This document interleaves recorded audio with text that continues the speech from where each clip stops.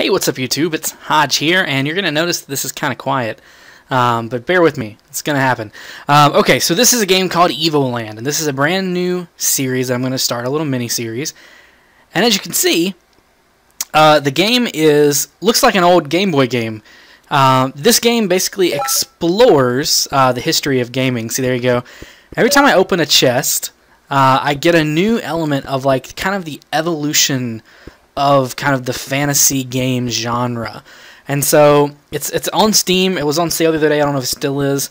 Basically, this is how it works.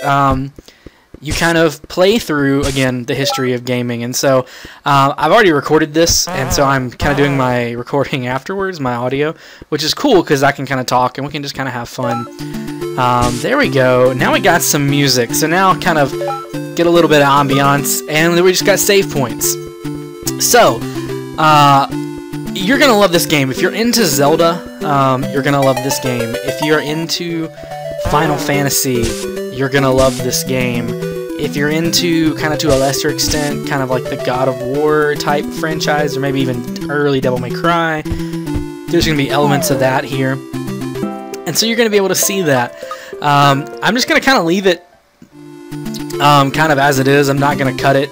We'll probably just talk, because I have a couple of points where I'm going to die like that.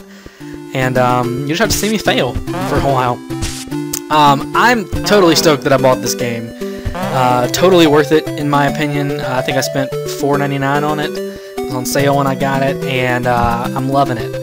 I love everything about it. So, yeah, I picked up this game because like I said, I'm into Zelda. Zelda is like, if I think about games that mean the world to me, Zelda is one of them. So here we go. This is going to tell you the story real quick.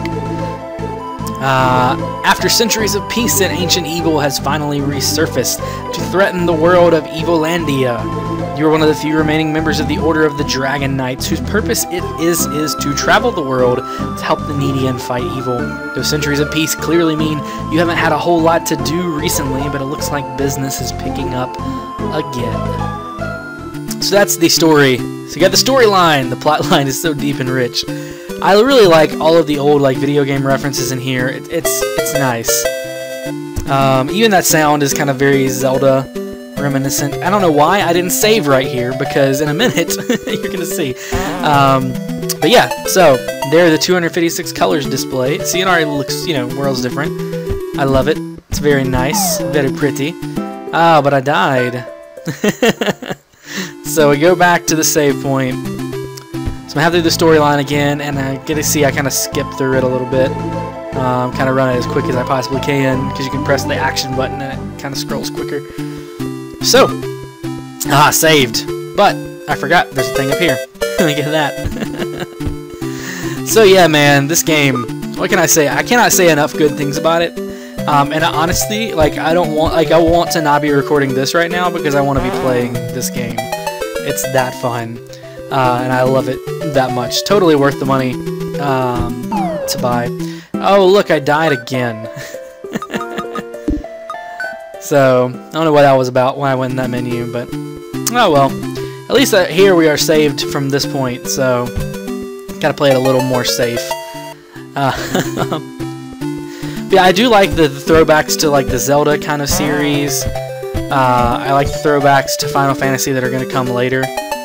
Obviously this is all kind of Zelda-ish, which I dig. Because you have a hard time with the whole have to be standing directly in front of something to kill it kind of mentality. I am not a fan of that.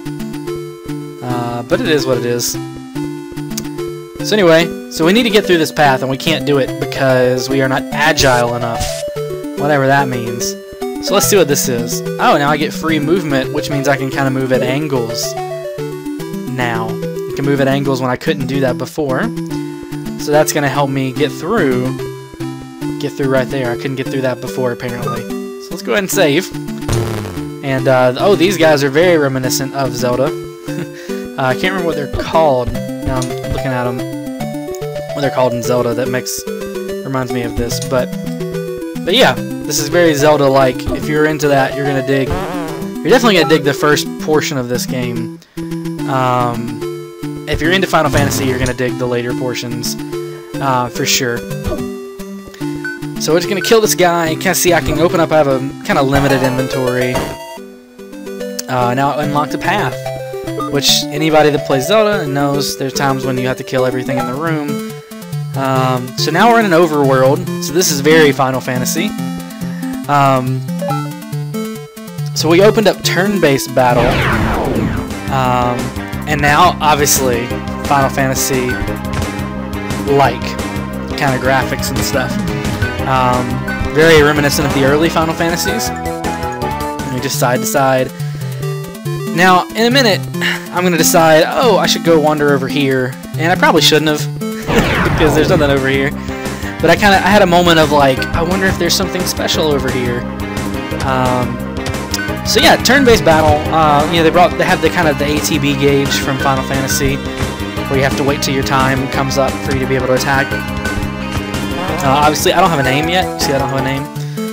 So I keep hitting the circle button. I set these buttons up like Final Fantasy buttons because I'm using actually I'm using my PlayStation controller to play this, and so I'm using X as my action, circle as my cancel, and my menu is my triangle button. Sorry, forgot what it was. So here we are, back on the road. Kind of, sort of, kind of off the road.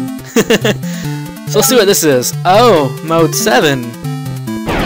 So it looks really good. It looks really gorgeous when it was introduced in 1990. I'm down with that. Obviously I tried to run, didn't want to fight that fight. So here we are at the bridge, and that takes us into another forest. So now we're going to learn the names of places, which is nice. I like that a lot. And we got a bunch of dudes to kill. So I've learned my lesson. I go to the save point as much as possible. So we're going to kill these guys that remind me of something Zelda that I can't remember what it is. Someone's going to tell me. Someone put in the comments, what are those things called? I don't, it's not Stalfos. That can't be right. I don't remember what they're called. They're just armor statues. I don't know. Somebody tell me. I'm a terrible Zelda fan. I think they're even red sometimes, right? Maybe? I don't know. I'm making this up. So I don't know. I think I'm gonna do maybe 10-minute episodes. I think. Oh, look, we are in a village now. How? Look at that. So we got NPCs, but they're not very talkative yet, as we're about to find out. What are they? They don't speak to children. So that's a problem, right? They don't speak to children. So I gotta figure that out. So I'm gonna wander around this village a little bit and try to figure out what's going on, because I can't do anything. I'm trapped. This guy's gonna tell me too. We don't speak to children. Go play with the other kids. So there's actually a kid that I could go talk to. I find him later. But instead of doing that, I just wandered around aimlessly and found my way over to this well and decided, hey, I should go down it. So now I'm down the well. I'm gonna find this thing. What is this? Look at that. I'm grown up. So I'm grown up now.